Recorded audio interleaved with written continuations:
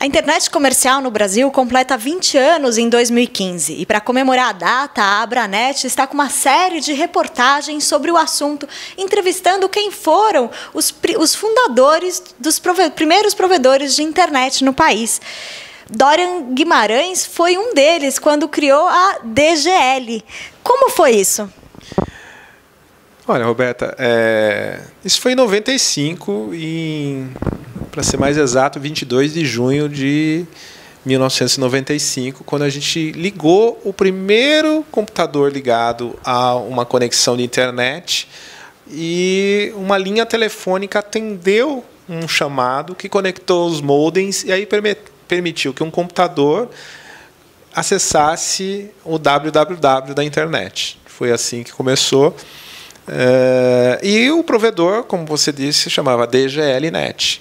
A sua origem foi na cidade de Campinas, onde foi a minha origem, perto da universidade, que era da Unicamp. E foi aí que começou o dia D da internet comercial no Brasil.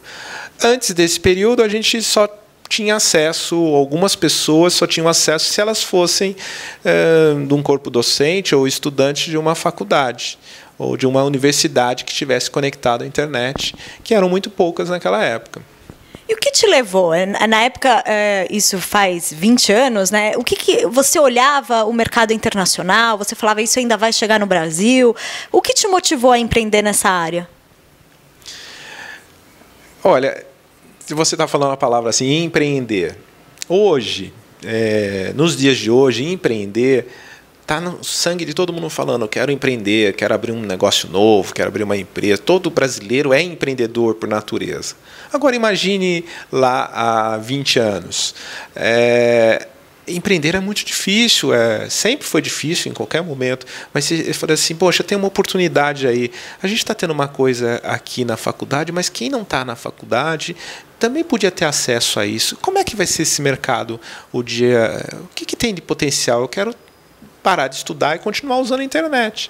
E a gente viu que o nascedouro de tudo isso veio baseado na academia. Então, o empreender era falar assim, prover isso para mais pessoas.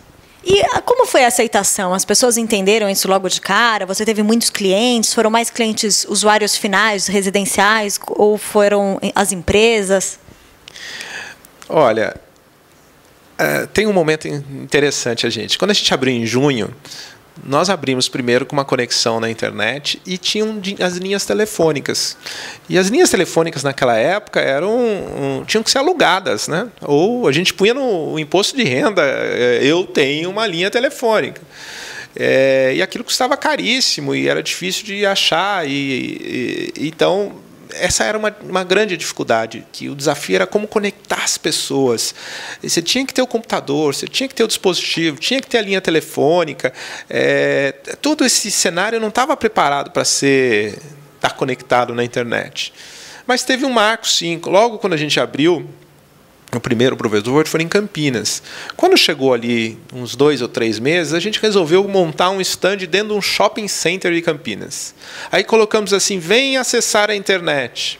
As pessoas passavam, olhavam aquilo, via a tela do computador conectando na internet, mas ninguém nem imaginava o que era. Teve um marco, sim, naquele ano. Houve uma emissora de TV que lançou uma novela onde tinha um personagem que chamava Dara. E a Dara entrava no quarto dela, abria o computador dela e discava alguma coisa e conectava para falar com uma outra pessoa do outro lado do mundo.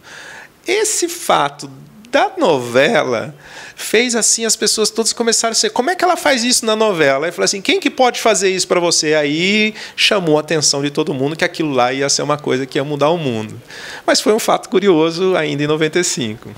E quais foram os principais desafios daquela época e como vocês foram vencendo? Primeiro que para ter um provedor e usar uma linha de escada, você tinha que ligar interurbano, né? Então, por exemplo, se eu era do Rio de Janeiro e quisesse conectar no provedor que estava em Campinas, eu tinha que ligar e era caríssimo. Então, o grande desafio do usuário era que horas eu ligava no provedor, ligava na madrugada, ligava no horário de pico. As tarifas para você usar, o custo mais caro era a linha telefônica, né? Então a gente começou a olhar assim, não adianta eu ser um provedor numa cidade, eu tenho que ser um provedor para todas as cidades. E aí a DGLNet começou aquele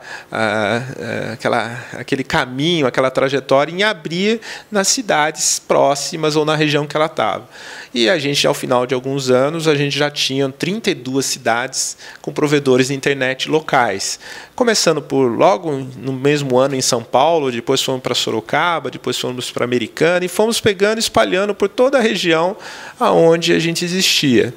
E um dado curioso era o seguinte, quando a internet chegava numa cidade, eu até lembro de algumas cidades menores, uma cidade assim como Serra Negra, ou um Amparo, alguma coisa, a gente era recebido pelo prefeito da cidade, que falou assim, a internet chegou na nossa cidade.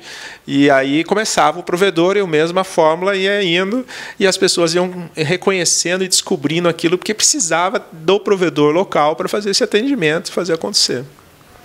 E uma fase do advento da internet no Brasil foi conectar as pessoas. E logo depois você precisava ter o conteúdo na internet, que vocês, a DGL também entrou nessa área. O que você viu? Existia essa demanda? Vocês precisavam colocar conteúdo para que as pessoas, para incentivar cada vez mais pessoas, ou para que elas vissem valor naquilo? É interessante, quando você fala assim, no dia de hoje, vamos pensar na história de hoje. Hoje, os usuários são os protagonistas do conteúdo. Seja nós aqui fazendo uma entrevista, ou seja um usuário tirando uma foto, ou fazendo um selfie, ou fazendo alguma coisa. Então, o conteúdo hoje virou assim, não era de alguém, o conteúdo é de todos. Todo mundo pode escrever e publicar o seu conteúdo. Você tem a liberdade de escolher. Mas naquela época era diferente. A comunicação em si, os conteúdos, eles eram detentores pelas empresas de mídia, as editoras, os jornais. E teve um momento interessante naquele, acho que foi ali por volta de 96 ou não, que de repente os jornais, as editoras, achavam que elas seriam as protagonistas da internet, porque o conteúdo era provido por elas. Então, foram aí que surgiram os primeiros portais. O portal do Terra, o portal do UOL, o portal do IG e outros começaram a surgir, sendo assim, eu vou ser o grande provedor de conteúdo. E todo mundo olhou e foi por esse caminho. O que ninguém esperava é que a internet foi feita de uma tal maneira democrática que qualquer um podia ter o seu portal e qualquer um poderia pôr seu conteúdo.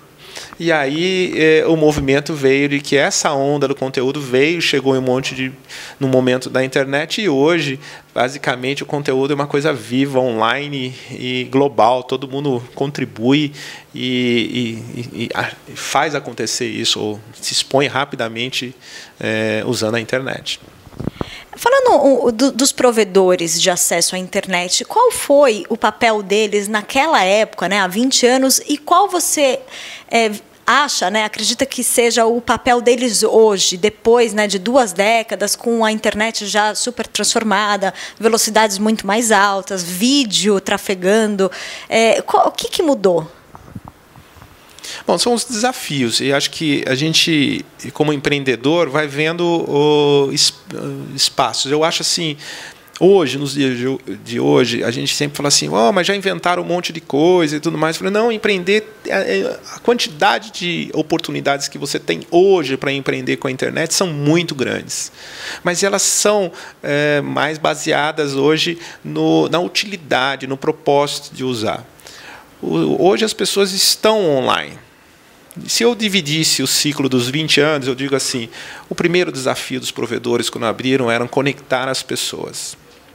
E o conectar, ele teve a sua intensidade. Hoje a gente já disse, o conectar já não é o primeiro, ele continua, mas ele não é assim o que cresce mais. Depois veio conectar as empresas, porque as pessoas se conectavam, mas as empresas não sabiam usar disso. Hoje as empresas se conectam, a fábrica se conecta, a empresa se conecta com os clientes e tudo mais, ela está conectada, as empresas estão. E agora vem, depois de 20 anos, aquela onda. Bom, já conectou as empresas, já conectou as pessoas, o que falta conectar? As coisas.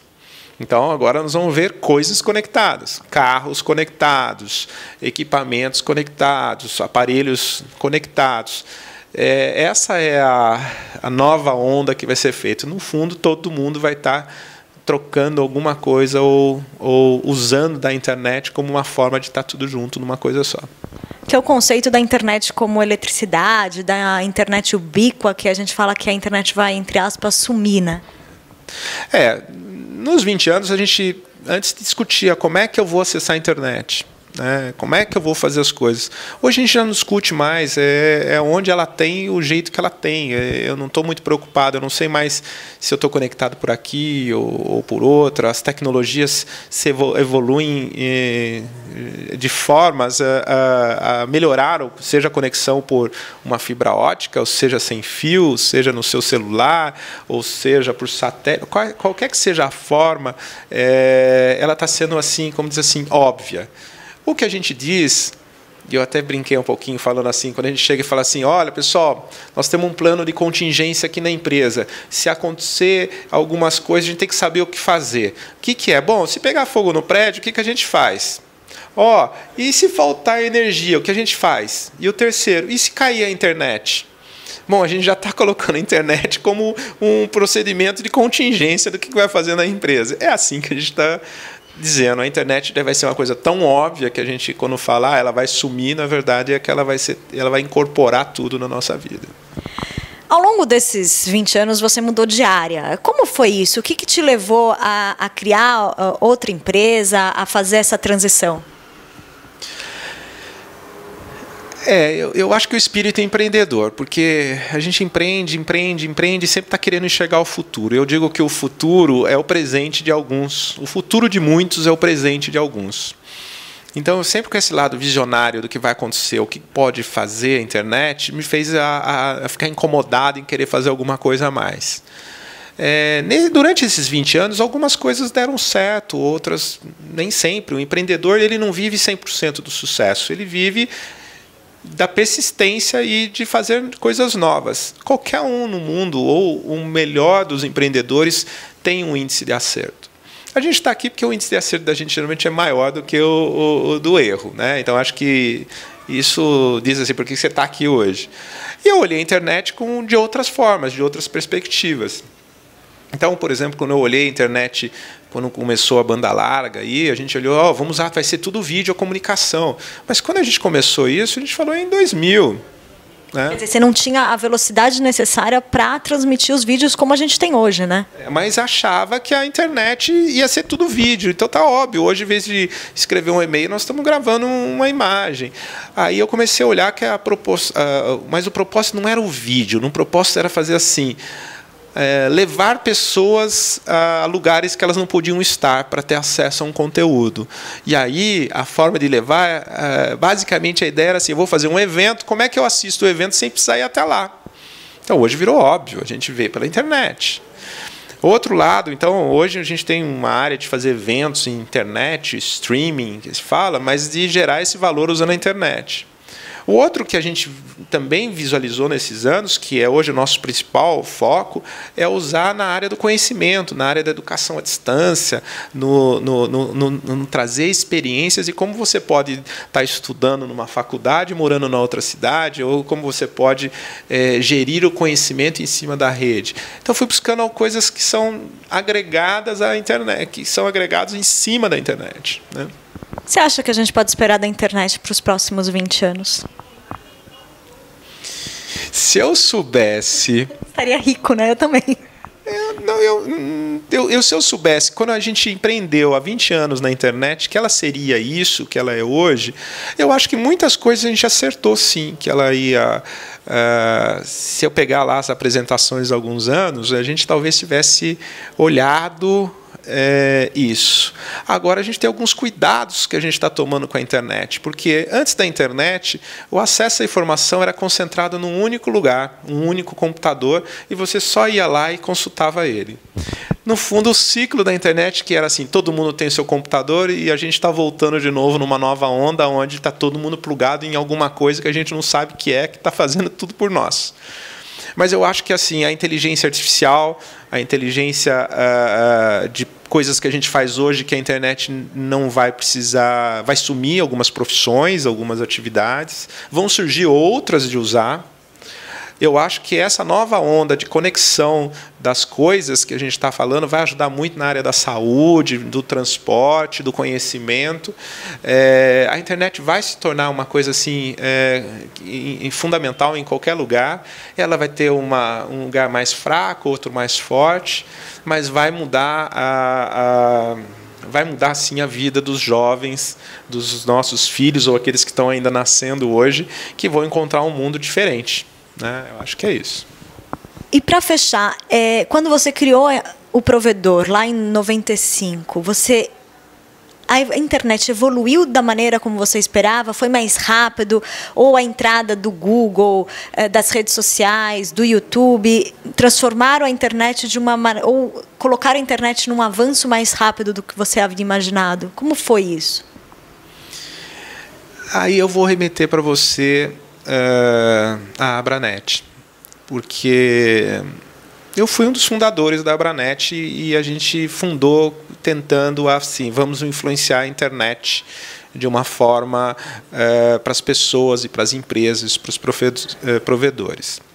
Eu tive parte dessa história, retirei um pouco, retornei, e hoje a gente olhou e falou o seguinte: nunca foi tão importante a gente estar associado com pessoas ou uma entidade que possa estar olhando o futuro como um todo e estar influenciando no que a gente chama da privacidade das pessoas, na transparência, manter esse legado da internet ser uma coisa global, da liberdade de expressão, das melhores práticas, garantir isso que é a grande conquista, deixar ela democrática. Então, eu acho que é importante estar junto com um grupo ou com essas pessoas que estão tentando fazer dela alguma coisa para o bem. Muito obrigada. Eu que agradeço. Obrigado. Para conferir todas as reportagens especiais da série sobre os 20 anos da internet comercial no Brasil, acesse www.abranet.org.br.